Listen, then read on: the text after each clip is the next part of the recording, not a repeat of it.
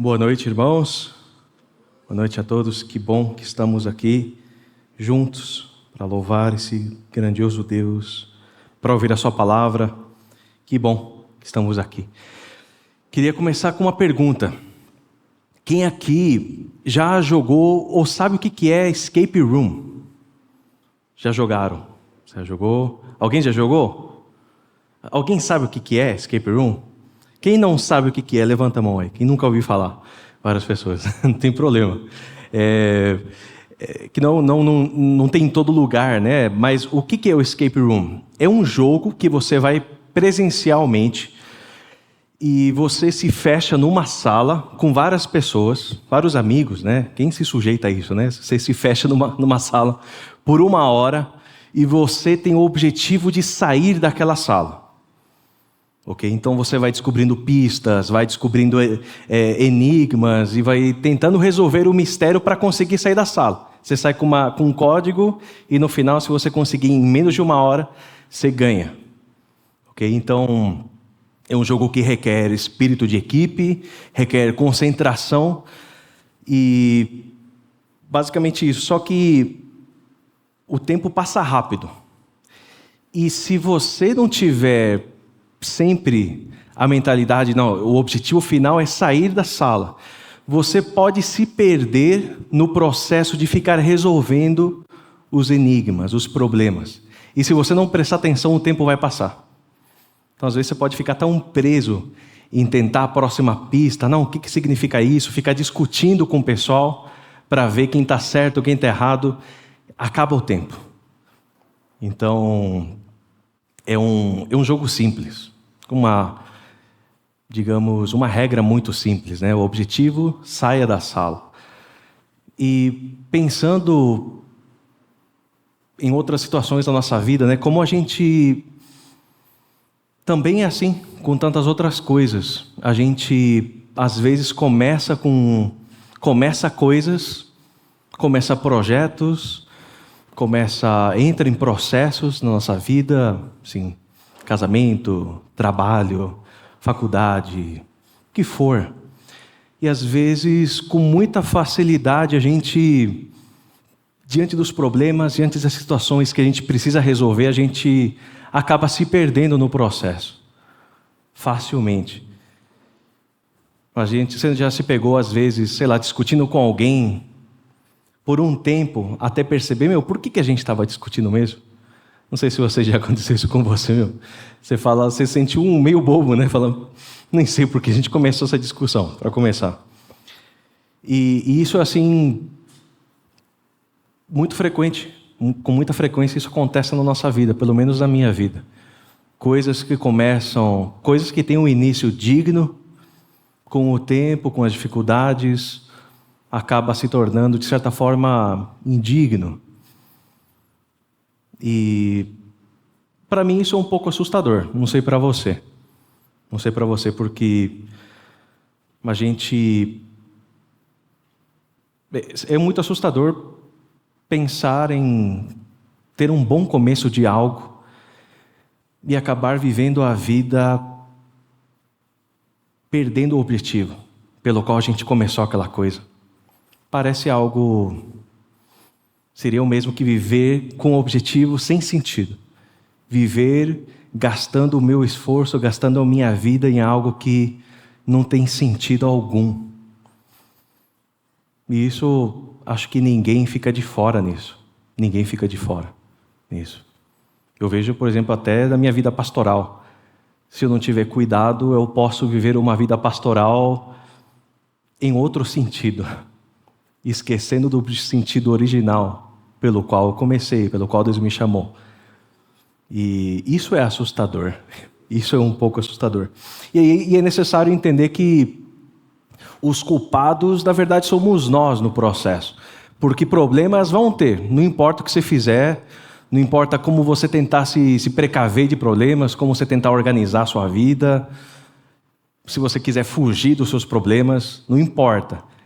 A gente acaba esquecendo. E é culpa nossa. A gente que acaba esquecendo. A gente que não persevera no propósito original.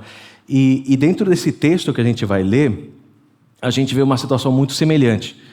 1 Coríntios 11, 17 e 34, um texto longo, mas é algo que as pessoas naquele contexto, pessoas em Corinto, os irmãos em Corinto, esqueceram de algo essencial dentro do processo da ceia. E será que nós temos esquecido? Será que nós, da mesma forma como esse pessoal de Corinto tem esquecido, esqueceu, será que nós esquecemos? Será que agimos igual a eles? E eu quero convidar vocês ao texto. Convido a que prestem atenção. É um texto um pouco longo, um pouco extenso. Mas diz assim, versículo 17 do capítulo 11, 1 Coríntios. Nisto, porém, que vos prescrevo, não vos louvo, porquanto vos ajuntais não para melhor, e sim para pior. Porque antes de tudo estou informado haver divisões entre vós, quando vos reunis na igreja. E eu em parte creio, porque até mesmo importa que haja partidos entre vós, para que também os aprovados se tornem conhecidos em vosso meio. Quando, pois, vos reunis no mesmo lugar, não é a ceia do Senhor que vocês comem. Porque ao comerdes, cada um toma antecipadamente a sua própria ceia. E há quem tenha fome, ao passo que há também quem se embriague. Não tendes casas onde comer e beber? Ou vocês menosprezam a igreja de Deus, envergonham os que nada têm? Que vos direi? Louvar-vos? E nisto certamente não vos louvo. Versículo 23. Porque eu recebi do Senhor o que também vos entreguei, que o Senhor Jesus, na noite em que foi traído, tomou o pão, e tendo dado graças, o partiu e disse: isso é meu corpo, que é dado por vós. Fazei isto em memória de mim. Por semelhante modo, depois de haver ceado, tomou também o cálice, dizendo: esse cálice é a nova aliança no meu sangue. Fazei isto todas as vezes que beberdes em memória de mim. Porque todas as vezes que comerdes este pão e beberdes do cálice, anunciais a morte do Senhor, até que ele venha. Por isso, aquele que comer o pão ou beber o cálice do Senhor indignamente, será réu do corpo e do sangue do Senhor. Examine-se, pois, o homem a si mesmo, e assim coma o pão e beba o cálice.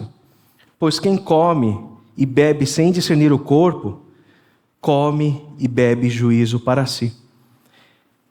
Eis a razão porque há entre vós muitos fracos e doentes, e não poucos que dormem.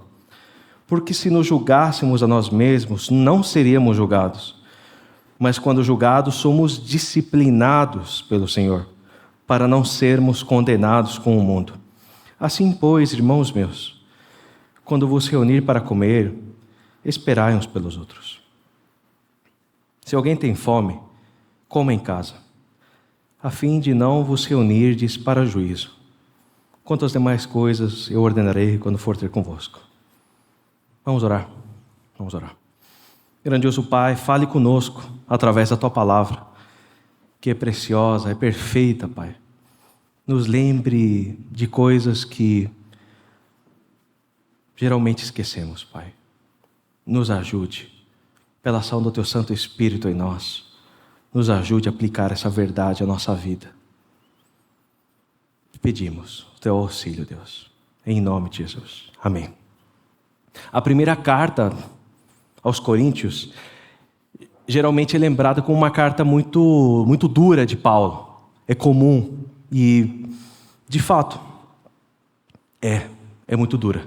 É uma carta forte, onde ele usa palavras fortes para lembrar o povo, para auxiliar o povo, para guiar o povo.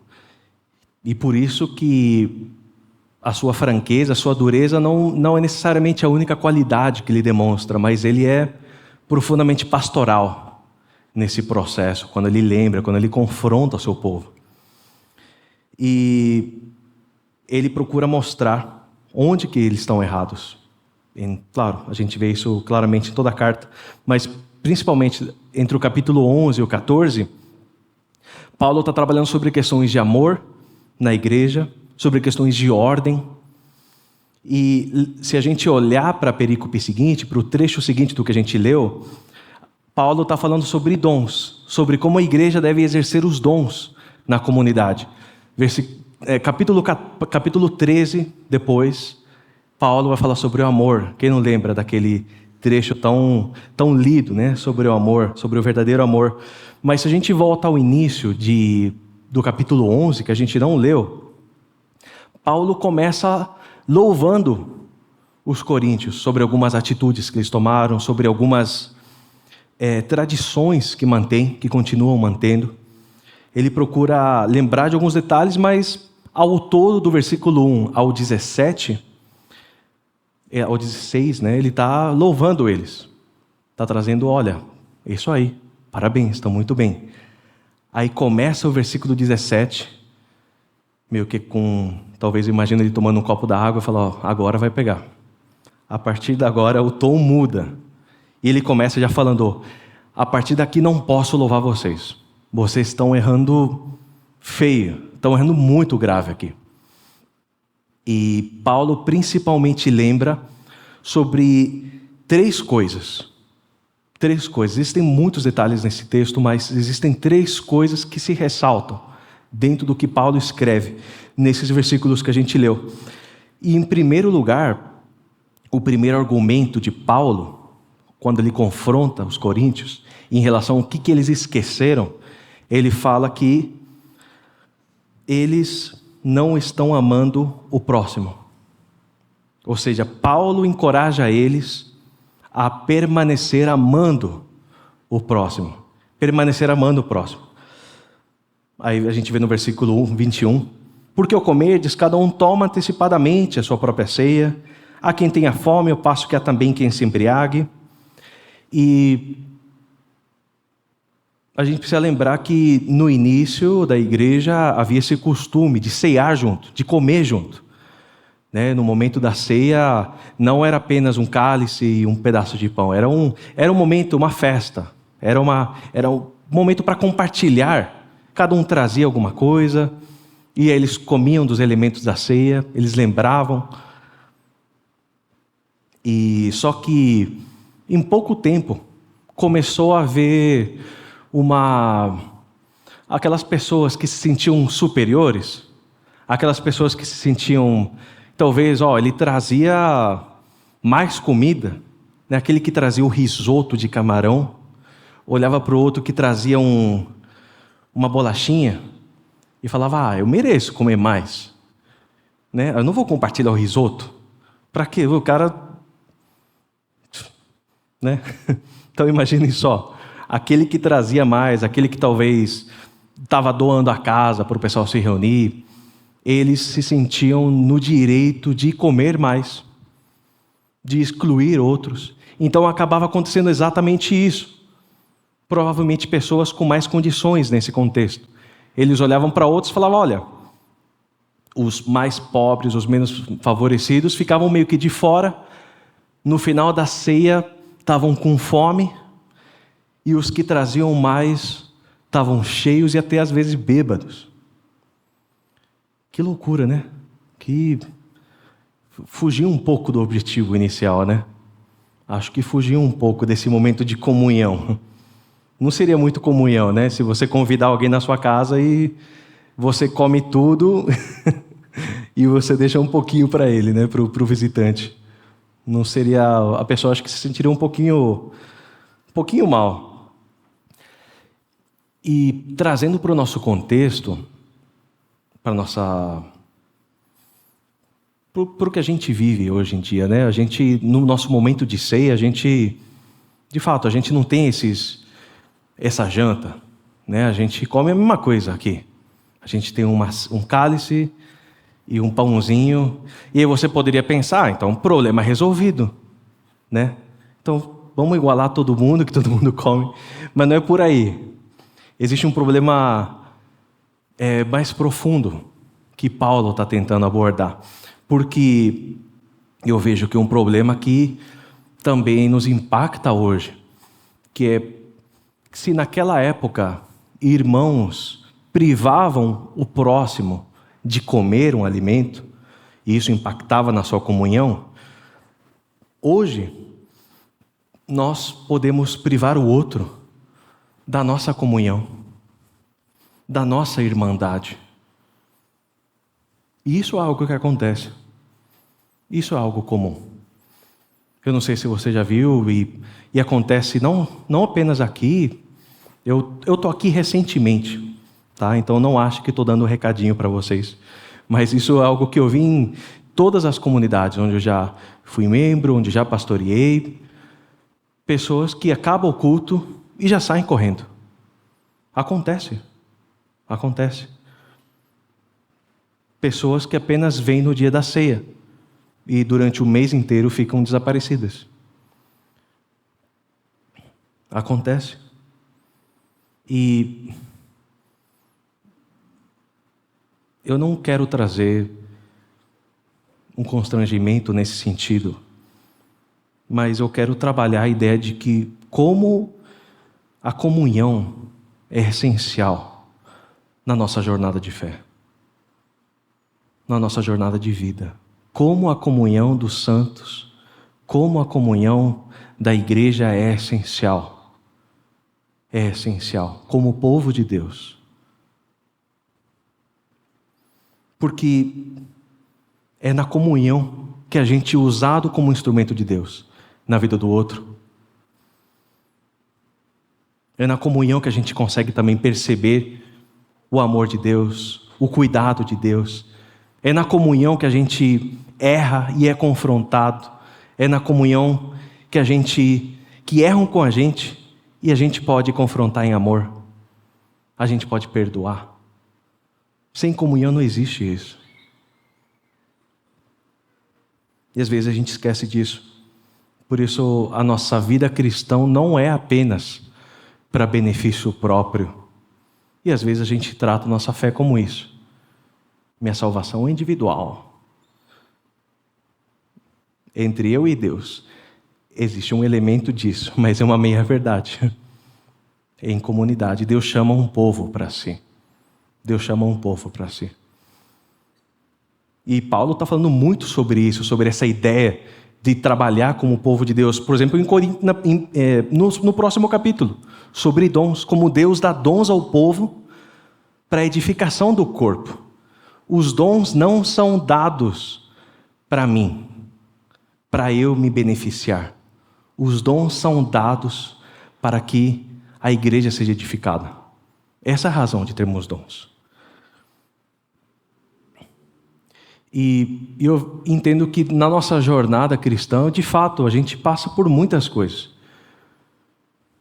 Eu não quero trazer esse peso no sentido de que não se importe com o que você passou. A gente passa por situações, tem pessoas que são feridas na comunidade, tem pessoas que passam por situações horríveis na jornada cristã com outras pessoas, tem medo de segundas intenções, pessoas que se aproveitaram delas, lideranças que se aproveitaram de pessoas. Eu te encorajo, vá com calma, tudo bem. Tudo bem, pode haver um tempo de cura. Pode haver um tempo que você precisa analisar. Tudo bem. Tenha cuidado, mas, meu irmão, não se contente com esse estilo de vida. Não se contente. Porque é fácil se contentar. É fácil. Mas, de novo, a gente vai perder o objetivo. Por isso, busque ajuda. Busque ajuda com calma. Busque pessoas, caminhe com pessoas sábias. Busque ajuda de Deus, peça ajuda a Deus. E a ideia é que nesse processo nós amadurecemos em direção a uma jornada compartilhada. Entende? O cristão maduro anda numa jornada compartilhada. E essa ideia da ceia é o que demonstrava a comunhão que eles tinham em Cristo. Essa ideia de que Cristo é quebrado para que a gente fosse unido. Não para que fôssemos separados.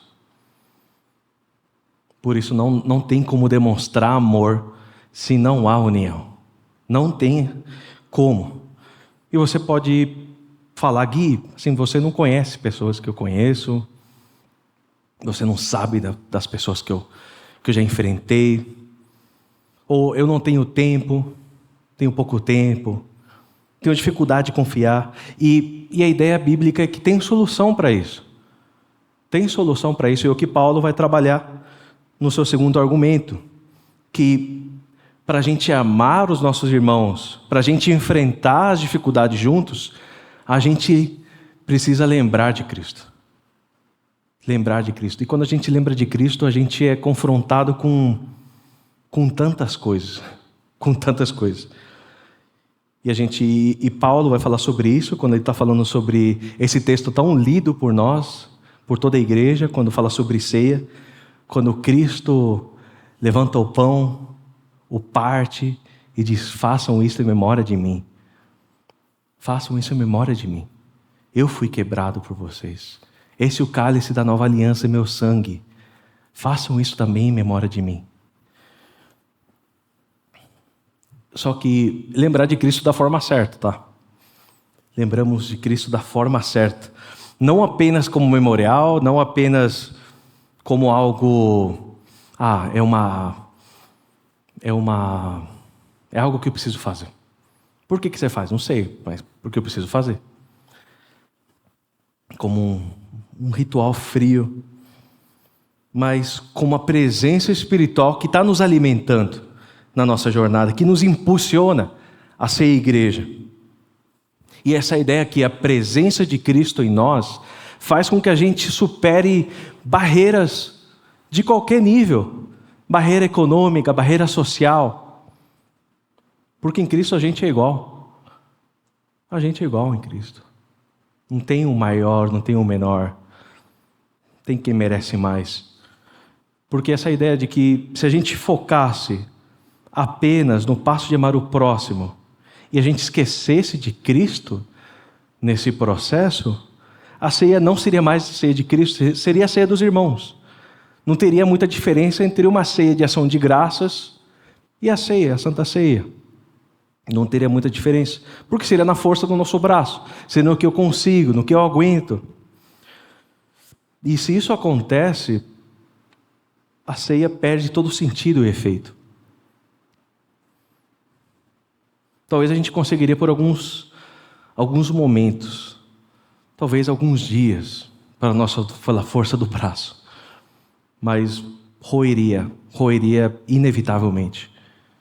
Inevitavelmente. E tem pessoas que às vezes tentam criar esquemas, né? Vamos fazer uma igreja só de pessoas que pensam como a gente. Só pessoas que têm os meus gostos. Eu só vou andar com pessoas que têm os meus gostos. Pessoas que pensam igual eu.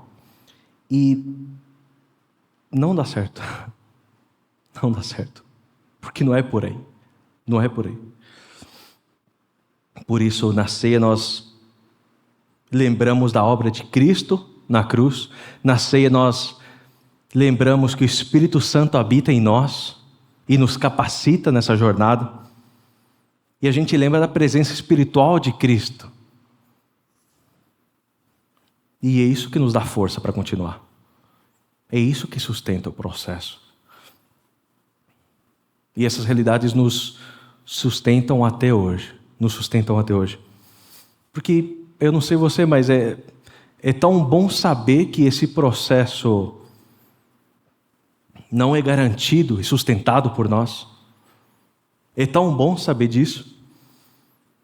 Porque a gente pode sair daqui, hoje, a gente pode sair com... Beleza, está tudo esclarecido.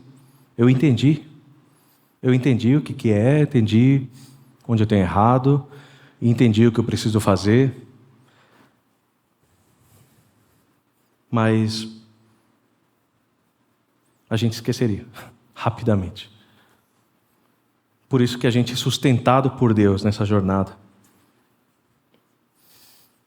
E acima de tudo, outro exemplo, quando a gente lembra de Cristo, eu vejo que Cristo não mantinha comunhão com aqueles que ele, talvez num ideal de coaching, com aqueles que tinham visão de águia, uma mentalidade de águia. Jesus não ia atrás daqueles que iam impulsionar a carreira profissional dele, ou o ministério dele. Jesus não estava tentando ter comunhão com aqueles que iam dar alguma coisa para ele, que ele ia ganhar alguma coisa por causa daquilo. Jesus caminha com 12 discípulos improváveis. Improváveis. À luz da nossa sabedoria, seriam a pior escolha que Jesus tomou. Ao nosso olhar, né? Discípulos cheios de erros. E aqui eu lembro de algo tão importante, não saindo tanto do assunto, mas a ideia de que esse exemplo de Cristo aponta de forma tão forte para o ideal de uma igreja saudável, onde irmãos mais maduros caminham com irmãos iniciantes na fé.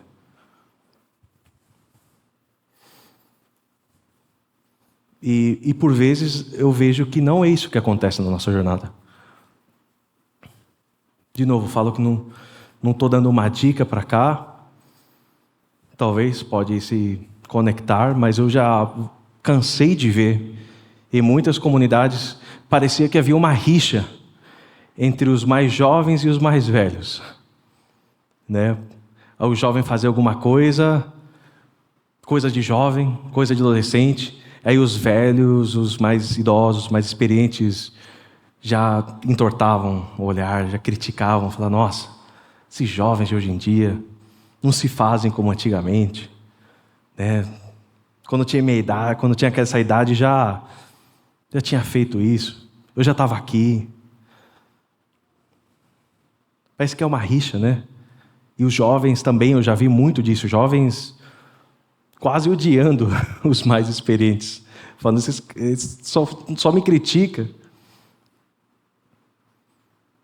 E eu entendo que à luz das Escrituras, à luz da palavra, uma igreja fiel é aquela onde os mais velhos andam com os mais jovens, os mais experientes, os idosos andam junto com os jovens adultos andam com jovens andam com adolescentes, sendo luz, guiando em amor, não com espírito de crítica, com olhar de raiva, mas com olhar de amor, com olhar de vamos caminhar junto, apontando os erros sim, falando: olha, está errado, mas vamos caminhar junto, guiando em amor. Isso é uma igreja saudável. Isso é uma igreja saudável. E aqui, geralmente a gente quer se afastar de pessoas que são difíceis, ao nosso olhar. Né? Eu acho que não tem ninguém aqui que gosta de caminhar com pessoas que lhe causam uma certa repulsa. Né? Acho que ninguém faz isso de forma natural. Mas como, pergunto eu a você, como é que essa pessoa difícil vai ser confrontada com o Evangelho se não tiver ninguém para caminhar com ela? Como? Como que ela vai saber que ela está errando, se você não se dispõe a caminhar com ela? E se você percebeu, e isso é algo que eu falo já falei para muitos jovens, que chegavam falando: pastor, está acontecendo isso na igreja, não tem ninguém para receber as pessoas na igreja, pastor, não tem ninguém para fazer isso. Eu falava: cara, você recebeu agora mesmo o ministério de Deus, você vai ser esse que vai receber as pessoas que não estão sendo recebidas na igreja. Não tem, o banheiro está sujo, ninguém está lavando. Você percebeu? Cara, que honra. Deus permitiu compartilhar com você o que Ele está sentindo. E você precisa fazer alguma coisa, então. Então, se você perceber um irmão difícil e você não agir em amor, você vai ser responsável por ela. Você vai prestar contas também pela vida dela. Isso é duro, né? Mas isso é ser igreja também. Isso é ser igreja. Então, assim como a lembrança contínua dessa conexão com Cristo vai nos impulsionar, vai nos capacitar a amar os nossos irmãos, mesmo frente às dificuldades que estão no nosso olhar, mesmo frente a esses problemas que às vezes parece que são intransponíveis, mas não são, por causa de Cristo. Um cristão que deseja permanecer em Cristo a cada dia se autoexamina. Esse é o terceiro argumento de Paulo. Ele fala no versículo 28, examine-se, pois, o homem a si mesmo, e assim coma o pão e beba do cálice. Pois quem come e bebe sem discernir o corpo, come e bebe juízo para si. Porque se nos julgássemos a nós mesmos, não seremos julgados. E isso é autoexame. Os irmãos de Corinto não conseguiam se autoexaminar. Isso está claro. Eles erraram e estavam permanecendo no erro. E o que Paulo está querendo dizer sobre esse autoexame? E essa ideia de olhar para si, olhar para dentro. Como que a gente tem vivido? Como que a gente tem caminhado? Como que a gente tem amado o próximo? E essa realidade, se não tem ninguém à sua volta, talvez a pessoa problemática é você. Né? Já se perguntou? Já se pegou pensando isso? Às vezes reclamam, não, tem outro que é difícil, aquele é difícil, aquele é difícil. Mas você olha, talvez é você a pessoa problemática. E está tudo bem. Se arrependa e volte. Está tudo bem. Está tudo bem. E aqui eu vejo que o autoexame é o único ponto solitário da ceia. E a gente precisa se perguntar como tem sido a minha vida diante de Deus? Como tem sido diariamente? Como tenho me preocupado em ajudar o meu irmão? Como tenho usado os meus dons para edificar o corpo? Como tenho amado a igreja de Cristo? Eu tenho olhado para a igreja mais como um clube recreacional ou apenas como um lugar de autossalvação? E se você não conseguir responder essas perguntas de maneira positiva, não vai significar que você não pode tomar ceia. Fique tranquilo. Mas talvez é pior, porque significa que você precisa tomar uma decisão. Precisa tomar uma decisão diante de Deus. E Deus conhece o teu coração. Se você não quiser mudar de hábitos, repense. Repense. Repense em tomar a ceia. Porque é sem sentido a gente tomar a ceia, a gente participar da ceia, que declara que mantemos comunhão em Cristo com os irmãos, e a gente não tem vida em comunidade. É ilógico. Então tome uma decisão. Tome uma decisão. Porque se o seu desejo depender cada vez mais de Cristo, se o seu desejo é aprender dos seus fracassos, se o seu desejo é entender como pode haver transformação, tome a ceia. Tome a ceia. E outra coisa é que o nosso autoexame precisa ser regular. Não dá para esperar um mês para a gente depois lembrar que a gente precisava ter orado aquele mês. Porque imagina, você ficou um mês sem orar para você perceber que precisava orar. Faz sentido orar então na sua vida? Se demorou um mês para você perceber? Imagina se você esquece que precisava tomar remédio para pressão alta depois de um mês. Aí já era. E De fato, algumas coisas têm mais urgência. Mas eu penso que a gente não dá a importância que a gente deveria dar à nossa vida de oração. A gente não dá a importância que a gente deveria dar ao nosso autoexame diário. Não damos. E alguém tem que pagar essa conta. E somos nós, né? A gente paga isso. Os nossos irmãos pagam essa conta. E a gente esquece que Deus deseja compartilhar com a gente dessa alegria de nos usar, de sermos usados para a glória dele. Deus apenas está compartilhando com a gente. Ele está dando a gente a oportunidade de juntos vivermos em comunidade. Porque como é bom quando você é canal de bênção na vida de alguém. Como é bom, você já sentiu isso? Quando alguém te fala, olha, cara, obrigado. Obrigado, você foi usado por Deus na minha vida.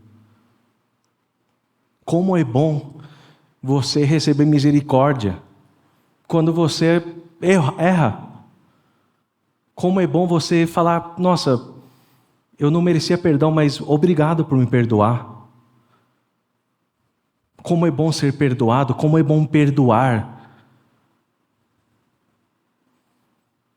Não é bom? Como é bom você ter essa certeza de falar, Deus, obrigado por usar a minha vida. Como é bom amar aquele que, aos meus olhos, não merece amor. É apenas Deus compartilhando, falando, filho, eu quero compartilhar um pouco daquilo que eu faço com você. Porque é isso que Ele fez conosco. E é um compartilhar dele conosco. Como é bom servir o outro nas debilidades do outro.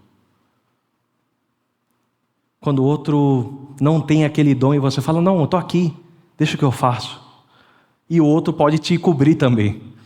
Quando a gente entende que a gente não se basta, a gente não é perfeito. Como é bom participar daquilo que Deus está fazendo na história.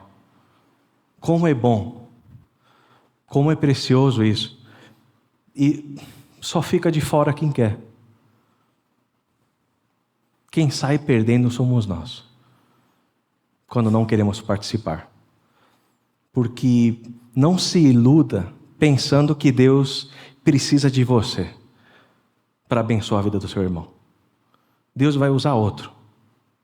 Quem vai perder é você. Quem perde na comunhão é você. Porque o processo é sustentado por Cristo, mas nós temos responsabilidades como filhos. É nossa responsabilidade. É nossa responsabilidade. E chegando ao final, a gente precisa entender que é isso. Cristo morreu para nos dar vida, para levar os nossos fracassos. Ele morreu para nos unir, para que fôssemos um com Ele, para que a gente fosse unido a Ele. Por isso a ceia, que não é feita apenas uma vez, é feita regularmente, porque nesse momento também que Cristo nos lembra. Cristo está presente espiritualmente na ceia. Ele nos alimenta. Ele fala, somos um, filhos, somos um. Fomos feitos um pelo meu sacrifício, pela minha ressurreição. Eu estou com vocês por meio do Espírito Santo. Eu estou com vocês, vocês não estão sós. Porque essa realidade a gente vai errar muito. A gente vai perder o foco muitas vezes. Mas o alvo é esse. É sermos lembrados, é voltarmos. É voltarmos, é voltarmos. Sermos moldados conforme a imagem de Cristo. E como eu lembro da oração de Jesus por nós em João 17, quando Ele ora por nós, ora por nós, por aqueles que creriam. Ele diz assim no versículo 20 de João 17: minha oração não é apenas por eles, falando dos discípulos, eu rogo também por aqueles que crerão em mim, nós, para que todos sejam um, Pai, como Tu estás em mim e eu em Ti, que eles também estejam em nós, para que o mundo creia que Tu me enviaste. Dê-lhes a glória que me deste, para que eles sejam um, assim como nós somos um, eu neles e Tu em mim, que eles sejam levados à plena unidade, para que o mundo saiba que Tu me enviaste e os amaste, como igualmente me amaste. Eu não sei você, mas esse texto sempre me quebra. Porque Cristo é o maior interessado também na nossa união. Como Ele se alegra quando somos um, quando estamos unidos nessa jornada. Por isso, como igreja, a gente precisa entender o sentido da ceia do Senhor.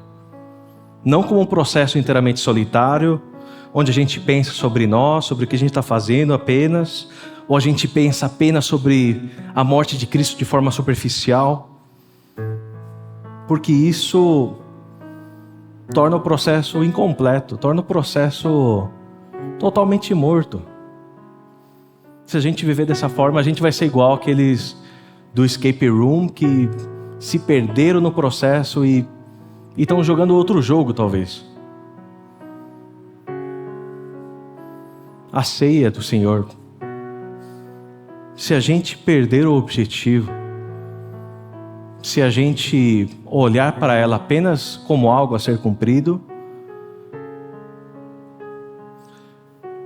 se nós não vivermos essa comunhão, se a ceia não for o momento ápice da nossa comunhão que temos uns com os outros e com Deus, a ceia vai se tornar um alimento apenas para o nosso corpo. Algo que vai acabar aqui. Vai acabar aqui. Por isso, lembrem que Cristo nos uniu para que fôssemos um corpo unido, vivendo nele para revelar a glória de Deus. Que a gente reconheça que Cristo é o centro do nosso pensar, Cristo é o centro do nosso agir na vida da igreja. E isso vai nos levar a viver uma vida em comunidade e a desenvolver o nosso papel como cristão no corpo de Cristo. Vamos orar. Ó grandioso Pai, nos ensine, Pai, nos ensine nessa jornada, Pai, a entender que a jornada não é sobre nós, não é sobre o que nós gostamos, não é sobre quem nós gostamos, sobre quem temos preferências, sobre quem preferimos. Essa jornada é sobre revelar quem Tu és, Pai. É sobre sermos corpo. É sobre sermos representantes Teus aqui na terra, em comunidade, Pai. O Senhor chamou um povo, o Senhor não chamou apenas indivíduos, o Senhor chamou um povo para Te representar, Pai. Por isso nos ensine a amarmos os nossos irmãos, a amarmos o nosso próximo, a servir uns aos outros, Pai. Nos encoraje, Senhor, quando falharmos. Nos encoraje quando tivermos dificuldade de perdoar, dificuldade de olhar além de nós. Que compreendamos claramente, Pai, claramente, que o nosso papel é cumprir a Tua vontade, Pai. Mesmo quando tudo ao nosso redor, mesmo quando todos os nossos desejos digam o contrário. mesmo quando o meu ego esteja quebrado e talvez até minha vida corra perigo, Pai. Nos ensine a viver para Ti, Pai. Nos una, Pai, em Ti, a cada dia. Em nome de Jesus oramos. Amém.